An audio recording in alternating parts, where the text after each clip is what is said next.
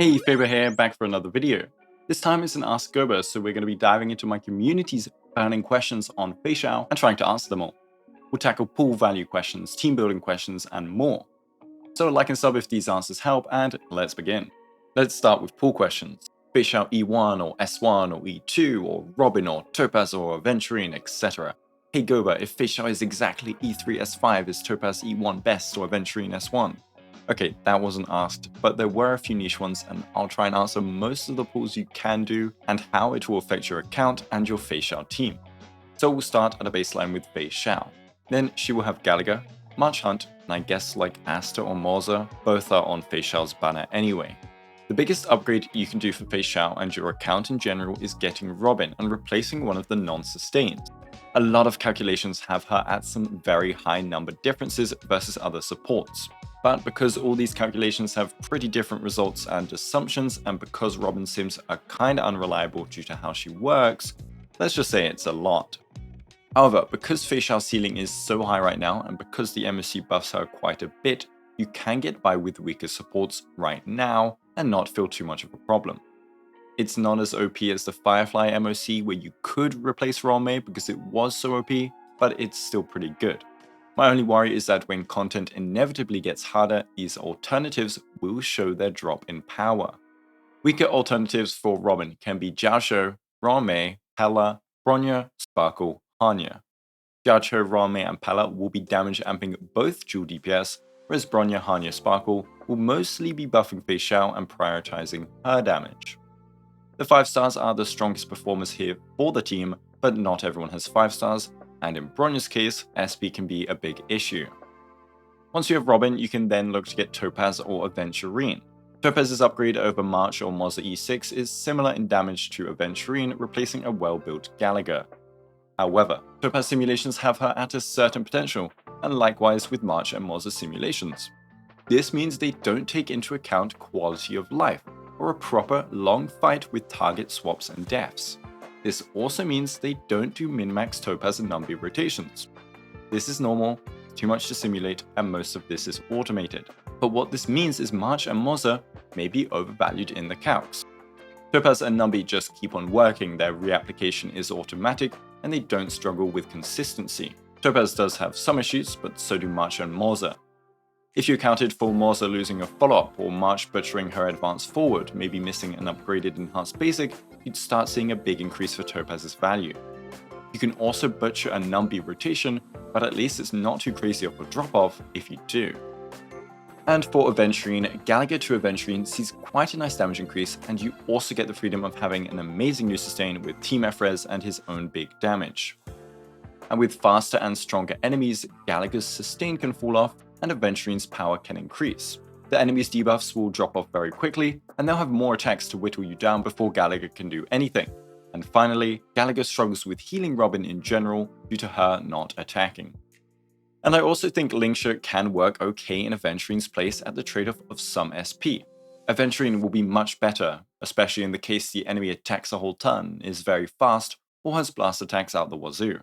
But outside of that, Linkshot is still a 5-star sustain with great quality of life and a follow-up attack. But what about Topaz or Aventurine though?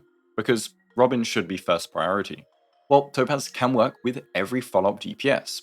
Aventurine though is just a really good universal sustain. Swap him in most teams and it'll work. Both of these units can scale higher in certain situations, and I think really the choice is up to you and your account for this one. Topaz if you have 2 limited sustains that work perfectly fine already, or maybe you already want to get Linkshot instead. Aventurine if you're happy with March or Morza, and you're also lacking a premium sustain in your account. Now on the topic of Eidolons and signatures, it's a bit weird.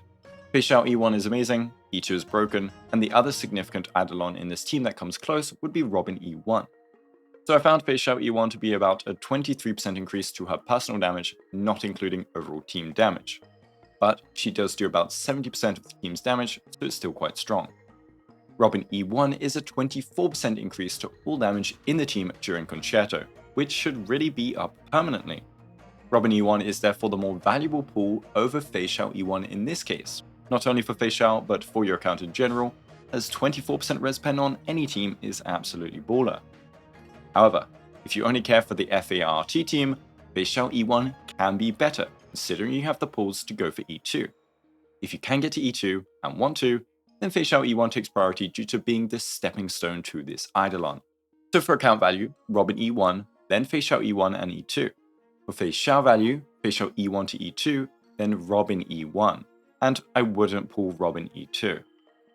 As for Feixiao's signature, its damage calculated versus cruising in the Stellar Sea is slightly weaker than her E1 calculated versus E0. And again, because E2 is right there, you have the same thing Firefly had, a Litecoin upgrade or a broken Eidolon. So for Feixiao's solo investment, you go E1, then E2, then S1. E2 S0 is much better than E0 S1. And for Topaz, should you get her E1 and or S1? Well, actually, she doesn't really need it here.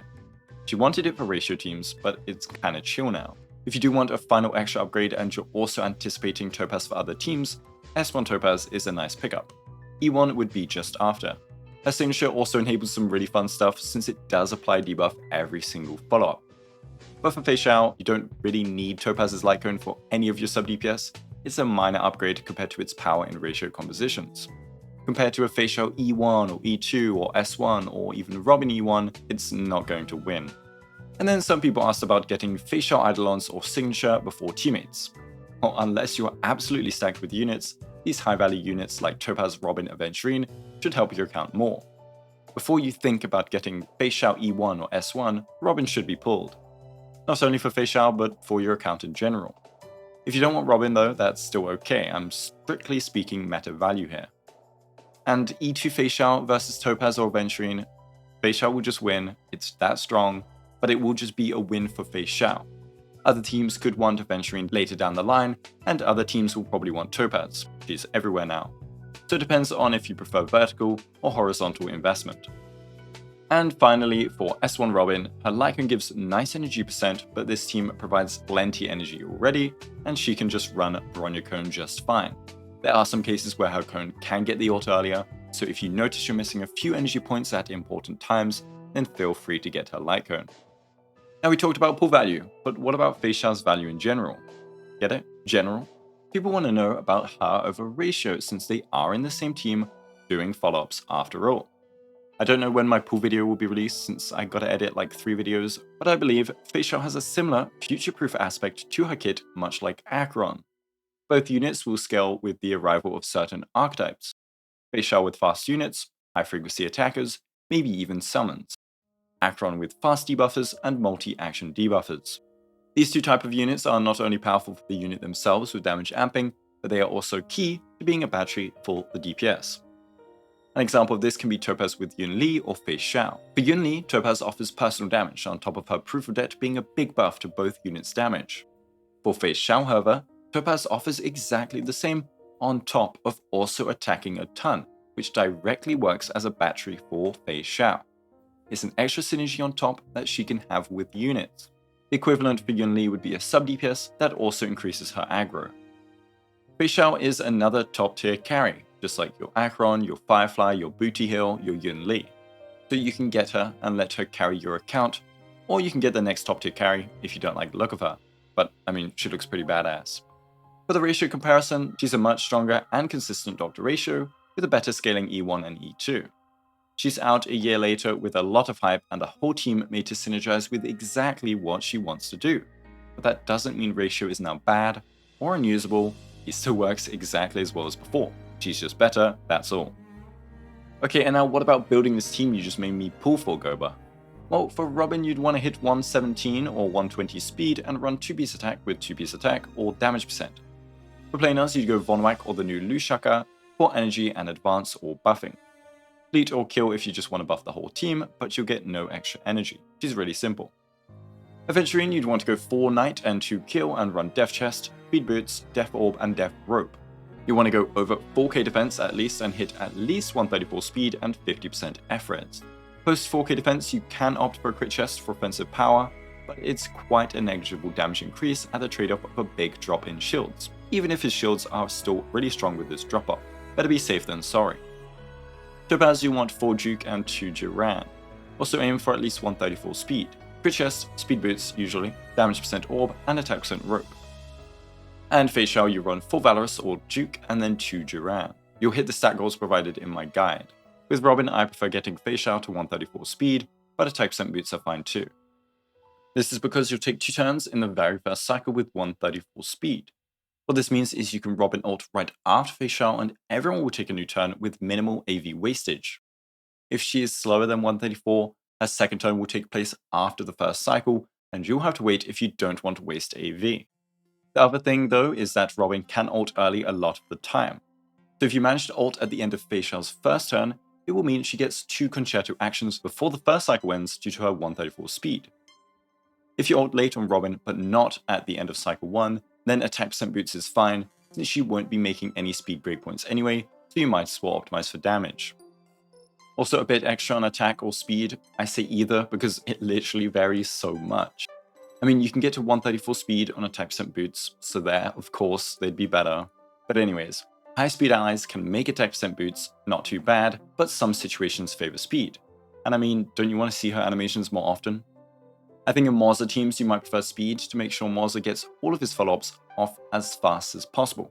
But if you run E2 Bronya or Sparkle or Hanyu with Feixiao, you can run attack percent boots just fine. It's how these units work. Time for a break on the detailed questions. Let's go over some chill ones real quick. Feixiao or Acheron for new players? Either work, both have free-to-play friendly teams. Feixiao might take the edge just because of how she isn't as reliant on her signature as Acheron is. So E0, S0, I'd say Feixiao, but E0, S1, it's up to whoever tickles your fancy. A question about multipliers was asked. I said she has low ones, but I also said she attacks a ton who's compensated for. For example, her ult hits are 90% attack, which is really low, and her follow-up attacks are 110% compared to Reisha's 270%. But she does those 90% multipliers so many times during the ult, and then has an extra multiplier hit. It's a very big ult. And for those follow-ups, she does them twice a turn, so it's actually fine. The top comment was actually asking me how I am, and I'm doing alright. I got lots of work to do, but it's a nice job, and I'm in a pretty lucky position to be in. I've been enjoying Shapes 2 recently whilst writing scripts, including this one. Fun game. Also finding a place to rent sucks. Damage count comparisons, they won't happen.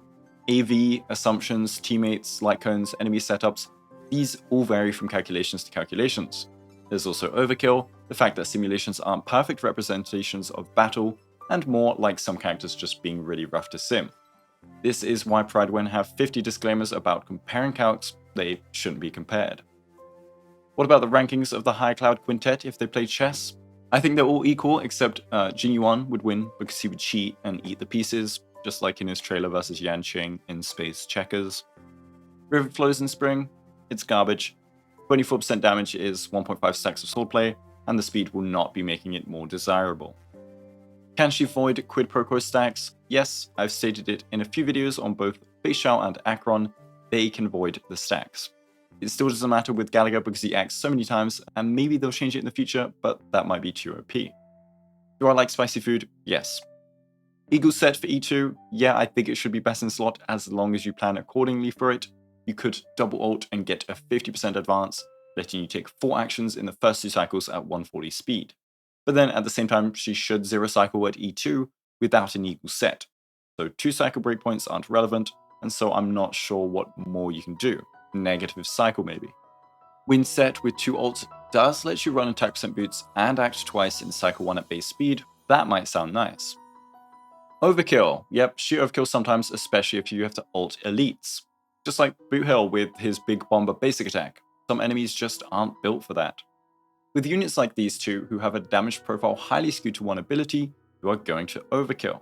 Most of their power budget is in that one attack after all. Can she deal with weaker mobs with skill and follow-up? Yes, she can, especially with a Numby follow-up after, or a Robin ult giving her extra buffs and 10k damage ticks each attack. The team really helps her with weaker mobs that she doesn't want to waste ult on, and her damage outside of ult is still fine. Back to the big ones.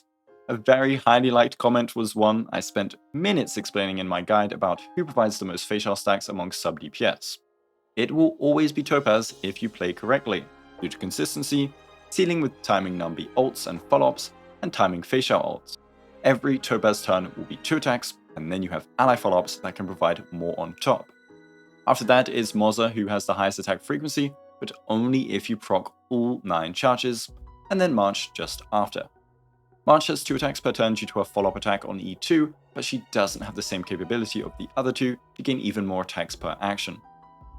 And as for the team damage with each sub DPS against your neutral enemy, Topaz is the highest, and March and Moza are just behind. But enemies have 3 weaknesses, and so E6 March can naturally perform best in only Imaginary Weak, and E6 Moza in only Lightning Weak. Since Topaz is the best in usual situations, she is just the best here, but the other 2 are fine. Calcs show them 10% behind on average. For the 4 stars, March should be more consistent as you can't lose follow-ups like Moza, and she's better into Apocalyptic Shadow. But Moza has much higher potential damage over March when you are just slapping a boss silly. Ratio Dual DPS? Nah, just maximize them in their own teams. Don't waste their potential putting them together. Also, no skill points. Yunli Dual DPS? Again, they should really just be in their own team, but this one works a bit better than Ratio due to her being able to basic just fine. She can maybe work as a pseudo sustain if she skills sometimes. Yunli can attack a lot, but that is subject to the fight, and Feixiao breaking enemies easily makes her taking hits a bit of a problem. And over a Topaz, you lose so much damage down for Feixiao that I don't think it's worth it. So run it for fun, but it won't be her best comp. Acheron Dual DPS with Topaz Lightcone on Feixiao? And funnily enough, I recorded this comp already ages ago, and I think it's a fun and cool comp. I just didn't think I should show that in a guide. Just like the previous 2 comps, I'd rather you maximize their potential in their own carry teams, but yes, this team works. It's pretty funny. You'd want Robin though and Aventurine with Signature if you really want it to shine. The way it works is that since Feixiao gets 2 follow-up attacks a turn and her ult is also a follow-up attack, you battery Acheron like crazy. Robin is Robin though, and carries this comp. Anyway, that's a lot of questions answered, and I think it's time to end it there. A bunch of questions were answered in the guide, including a couple I answered again here, so make sure to check out that video too. Thanks for your questions, thanks to my amazing YouTube members, thanks for watching, and have a Guoba day.